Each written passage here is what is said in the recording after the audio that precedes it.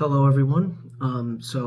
As anyone familiar with my work knows, that I am currently taking a pretty intensive interest in sound poetry, and maybe even the possibility of reviving it.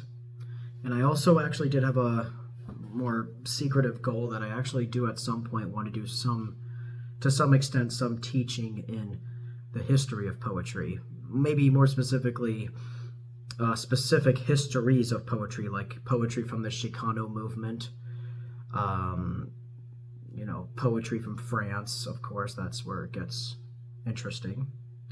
But today I think this would be a good project to combine both of those, to pay tribute or to shed light even on a very little known Australian performance poet, which I do a lot of that myself. So I feel this is only the right thing to do.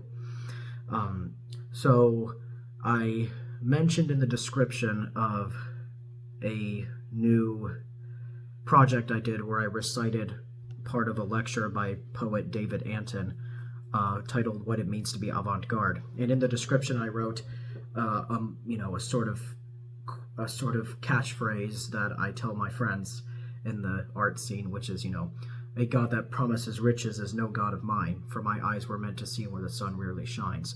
And I think this is someone who definitely could use some more shining in the sun for more people to discover and to face some sort of revival. Because I think this poet is long overdue for it. So Jas H. was born in 1939 and he died in 1992. He was an Australian poet, also sort of a translator, kind of, and a sound performer, a physical sound performer. He's best known for his work with sound poetry, visual poetry, and even some radical publishing. He was associated with the Melbourne avant-garde scene, particularly in the 70s and 80s.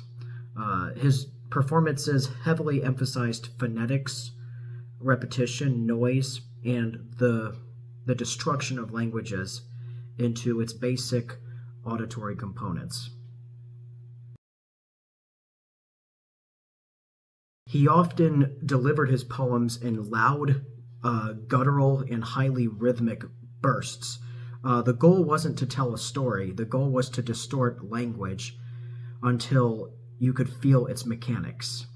And even among what most people would feel would be this highly specialized endeavor, Duke did work in several registers among this, such as typed visual poems that played with layout, orthography, typography, and phonetic spellings, which of course was practically invented by Raoul Hausmann in France, who did this thing that he called poster poetry, where he basically took collages of vastly different typographs and put them together and have that be the poem, which preceded sound poetry. And then, of course, sound poetry, I think, is the best. And then after sound poetry came, what was the shape one? Concrete poetry, and then concrete poetry overshadowed it, and sound poetry has never been seen again. So he did a lot of that Raoul Hausmann inspired stuff. Sound pieces built upon onomatopoeias, coughing, yelling, and syllabic. What is the adjective for syllabic loops? And then he even still, from time to time, did more traditional narrative-themed poetry, which carried radical themes of urban life, of war, and of political alienation. So, out of his entire output, or his oeuvre, all of his published works are out of print. So if you were to ever find a copy of his works, they will always be used, and they will probably be more expensive. I myself do not even have a physical copy of any of his books, and if any of you watching happen to, please email me. His most notable collection is titled Poems of War and Peace, which was published by Collective Effort Press. which includes, similar to Bob Cobbing, it includes both visual poems, sound-based texts. Some are performable, some are simply meant to be looked at, some are hardly readable in the traditional sense, which, if you're familiar with sound poetry, or may not be, it's always completely intentional once that happens. He once said that part of his motivation was to, quote unquote, crush language into noise and let it rebuild itself.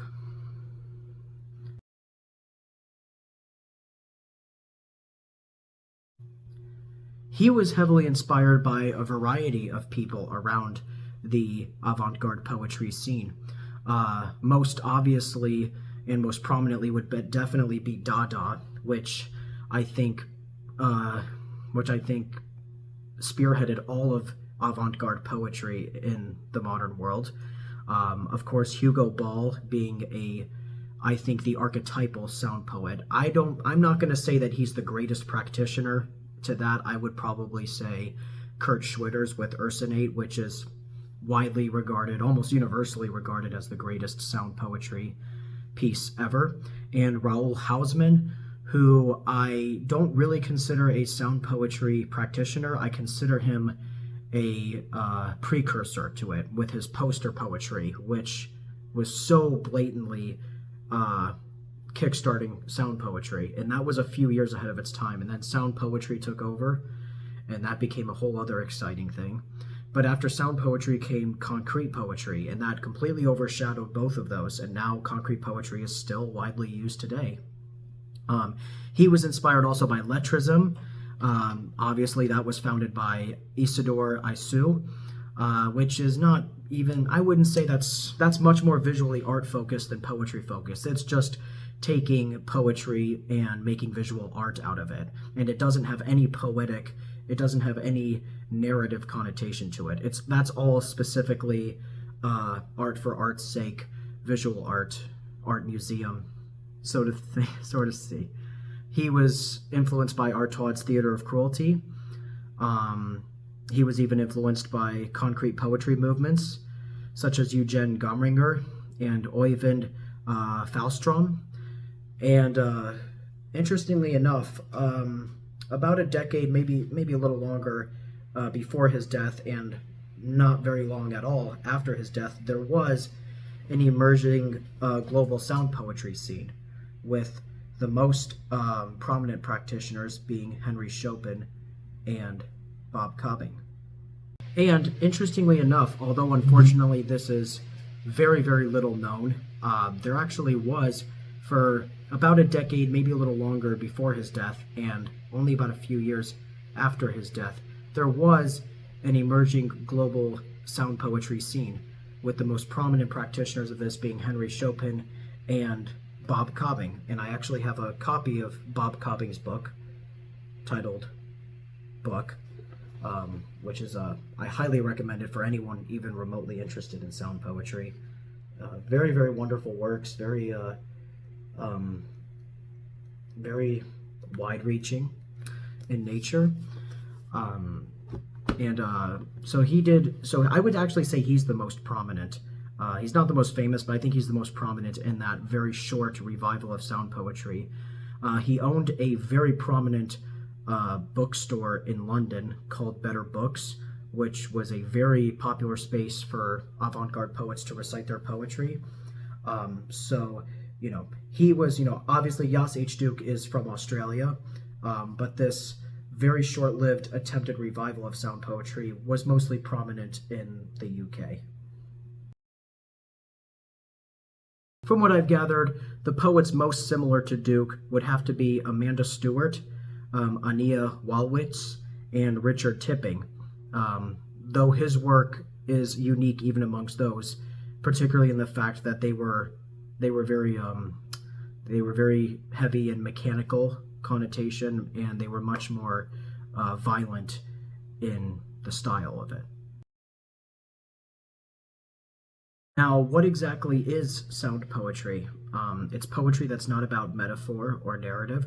It's the use of the human voice as an instrument. It's the use of sonic exploration rather than narrative beauty. Duke, in his work, would break down language, usually down into phonemes and grunts, a lot of clicks and mechanical rhythms. His performances prefigured noise music, vocal improvisation, definitely a lot of slam poetry, and even sort of a glitch aesthetic. And there's this brilliant article that I will link to where he himself discusses the art of sound poetry. And the most useful thing I took away from it is he stated that the most accessible and the most recommended work of sound poetry that you can look up, that I can look up, is a song by Bobby McFerrin called I'm My Own Walkman. And it's made me listen to that song a hell of a lot more times ever since. And then for my opinion personally, for anyone who wants to know what sound poetry is all about, I actually recommend a composer by the name of Trevor Wishart. He never achieved mainstream success. His works were never institutionally promoted, and I haven't really found any interviews of him on the internet. But among experimental writers and among avant-garde writers, he is very deeply respected. I don't want to say widely respected because he's so little known, but among people, anyone you talk to that was active in the Australian DIY press movement, he is very highly respected. He is in a league of his own for his uncompromising nature.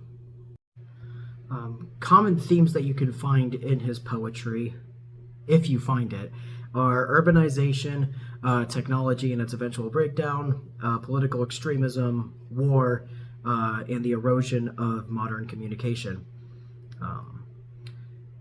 So, as I said before, all of his books are out of print, so it's already a challenge to find any of his published works. So, if you're familiar with the internet, his sound work was captured pretty often on reel-to-reel tapes and cassettes and community radio, and even those have been hard to access. From what I've gathered, the most accessible digitized audio and samples that you can find of Jas H. Duke are on Collective Effort Press, Australian Poets Collection, and this really incredible website called Ubu Web, where they do all kinds of sound poetry, ethno-poetry, tribal poetry. It's an incredible website. A lot of really smart friends of mine love it too. And there are several archival YouTube uploads. They are few and far between, but they exist and you can find them.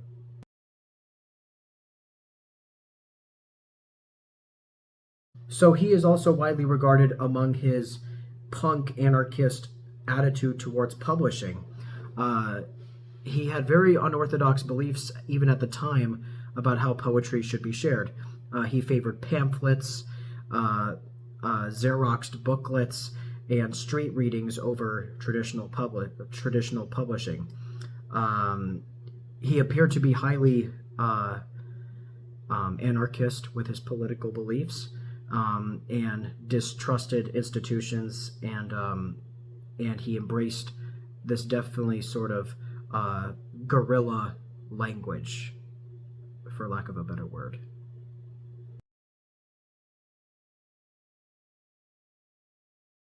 Visually, his poems, his work resembles codes, maps, and even corrupted files. And then if you read them aloud, they become physical tongue, and they're extremely confrontational in nature. It was definitely not what poetry was traditionally supposed to do, which is to soothe, but this was poetry meant to dismantle, meant to explode, meant to irritate and goad hypocritical, complacent people, as that's at least what the Dada artists would say. So.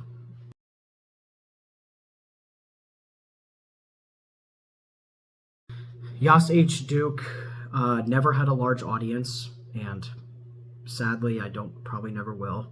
And it didn't look like he really wanted one. It looked like it was perfectly fit for his Melbourne, his lively Melbourne scene.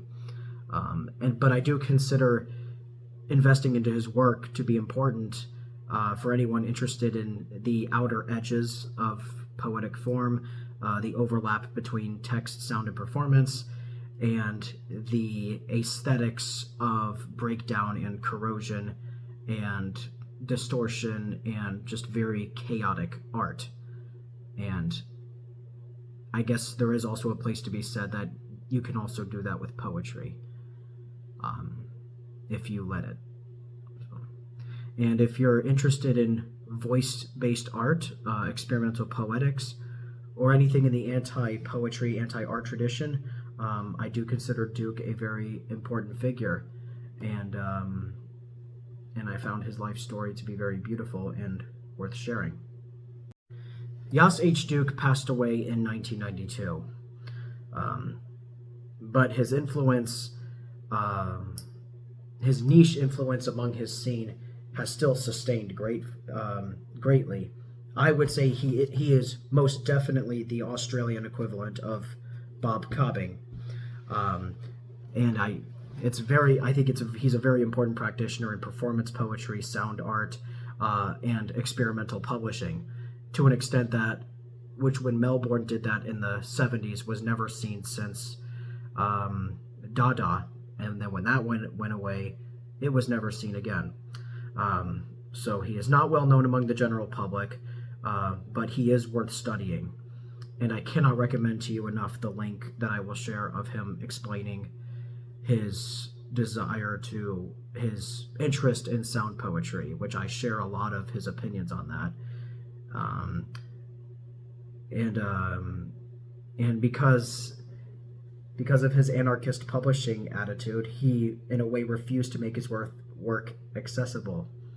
And as Greta Garbo said, the less people want to know, the less people know, the more people want to know. And so I find him to be a ever fascinating fellow in my pursuit of experimental poetry.